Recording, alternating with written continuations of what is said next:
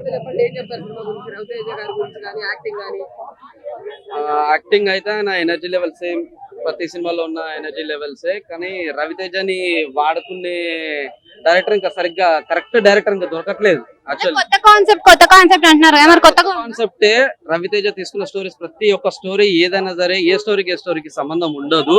ఆయన తీసుకున్న ప్రతి స్టోరీ డిఫరెంట్ గానే ఉంటది. పర్లేదు, ఈ స్టోరీ కూడా చాలా మంది KGF, సలార్ రేంజ్ లో ఉంటున్నారు, మరి దానికి ఏమంటారు? బ్రో, అది పెద్ద పెద్ద హీరోలు చేసే సినిమాలు హిట్ చేస్తారు బ్రో. ఆల్రెడీ రవితేజన్ తొక్కేద్దామని చాలా మంది చూస్తున్నారు.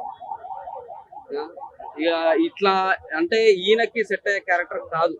యాక్చువల్లీ రవితేజ అంటే, ఒకప్పుడు రవితేజ అంటే 50% కామెడీ. ఆయన ఆయన చూడడానికి మెయిన్ కామెడీ గురించే చూస్తుండే నేను.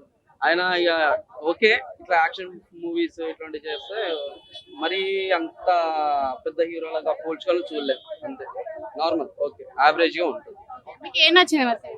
ఆ, కొన్ని డైలాగ్స్ నచ్చాయి, మెయిన్ డైలాగ్స్ బాగున్నాయి.